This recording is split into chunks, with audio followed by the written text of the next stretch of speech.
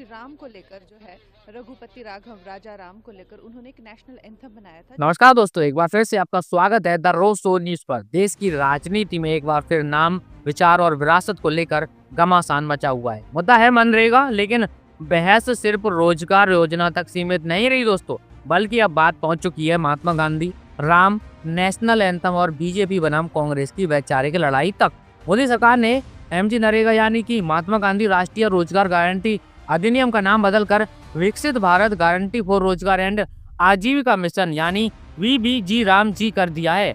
सरकार इसे विकसित भारत की सोच से जोड़ रही है, लेकिन विपक्ष इसे गांधी की विरासत मिटाने की कोशिश बता रहा है।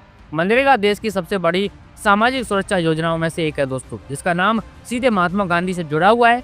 2005 में शुरू हुई इस योजना को ग्रामीण गरीबों के लिए जीवन रेखा माना जाता है, लेकिन अब नाम बदल दिया गया है और यहीं से सियासी बवाल शुरू हो गया। कांग्रेस समेत तमाम विपक्षी दलों का आरोप है कि बीजेपी सरकार गांधी नाम को योजनाओं से हटाकर उनकी वैचारिक विरासत को धीरे धीरे मिटा रही है।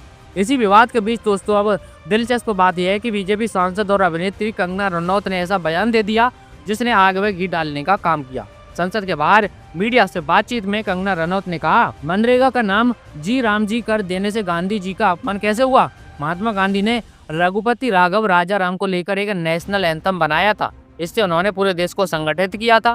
कंगना ने आगे कहा कि सरकार गांधी जी के ही सपने को पूरा करने के लिए राम का नाम दे रही है। बस इतना कहना था कि सोशल मीडिया पर बवाल मच गया। कंगना का बयान तेजी से वायरल हुआ, लेकिन विवाद का कारण यह नहीं बना कि रघुपति राघव राजा राम भारत का नेशनल एंथम है या नहीं। भारत का राष्ट्रीय गान है जन गण मन, जिसे रविंद्रनाथ टैगोर ने लिखा था। यही वजह है कि कांग्रेस नेताओं समेत कई यूजर्स ने कंगना के बयान को तथ्यात्मक रूप से गलत बताया। कांग्रेस नेता सुप्रिया सुनेत ने कंगना का वीडियो शेयर करते हुए लिखा, एक तीखा तंज भी उन्होंने कहा है कि चलो भाई, आज नया नेशनल एंथम भी पता चल गया। बीजेपी में एक से एक शिरोमणि भरे पड़े हैं। इस ट्वीट के बाद सोशल मीडिया पर प्रतिक्रियाओं की बाढ़ आ गई। किसी ने लिखा, व्हाट्सएप फॉरवर्ड को इतिहास समझ लिया, तो किसी ने तंज कसा 2014 के बाद ही आज़ादी मिली थी, तो ये भी बता दीजिए। इस विवाद में कांग्रेस के वरिष्ठ नेता और पूर्व मुख्यमंत्री अशोक गहलोत भी कूद पड़े। उन्होंने मनरेगा का नाम बदलने को सीधे सीधे महात्मा गांधी का दरकिनार करने की साजिश बताया। अशोक गहलोत ने एक्स पर लिखा, महात्मा गांधी आजीवन प्रभु श्री राम के अनन्य भक्त रहे और अंतिम समय में भी उन्होंने हे राम ही पुकारा। आज केंद्र सरकार उसी राम नाम की आड़ लेकर गांधी जी को दरकिनार करने का जो कुप्रयास कर रही है, वह अत्यंत निंदनीय है।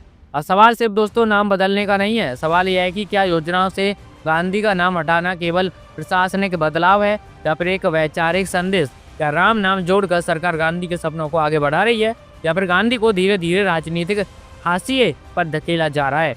बीजेपी इसे विकास और सांस्कृतिक पहचान से जोड़ रही है, तो कांग्रेस इसे इतिहास और संविधान से छेड़छाड़ बता रही है। कंगना रनौत इससे पहले भी दोस्तों आपको बता दें अपने बयानों को लेकर विवादों में रह चुकी हैं, लेकिन इस बार मामला भावनाओं, इतिहास और तथ्यों तीनों से जुड़ा है। एक सांसद का नेशनल एंथम पर गलत बयान देना सिर्फ ट्रोलिंग का मुद्दा नहीं, बल्कि संसद की गरिमा से भी जुड़ा सवाल बन गया है। तो कुल मिलाकर मनरेगा के नाम बदलने से शुरू हुई इस बहस अब गांधी, राम, नेशनल एंथम और बीजेपी कांग्रेस की वैचारिक लड़ाई में बदल चुकी है। एक तरफ सरकार का दावा है विकसित भारत का सपना, तो दूसरी तरफ विपक्ष का आरोप है गांधी की विरासत पर हमला, और बीच में कंगना रनौत का बयान जिसने पूरे विवाद को और ज्यादा गर्मा दिया। अब देखना यह होगा कि क्या यह विवाद सिर्फ सोशल मीडिया तक ही सीमित रहता है या संसद के बाहर और सड़कों तक भी पहुंचता है। ये तो खैर देखने वाली बात होगी। बाकी आप सब लोग क्या सोचते हैं, क्या नाम बदलना गलत है या विरोध राजनीति का हिस्सा? कमेंट करके अपनी राय हमें जरूर बताएं और आगे भी खबरें पाते रहने के लिए हमारे साथ जुड़ जाइए। वीडियो को लाइक करके चैनल को सब्सक्राइब भी कर लीजिए। चलिए जल्दी मुलाकात होगी अगली खबर के साथ, तब तक के लिए ख्याल रखिए। नमस्कार, जय हिंद।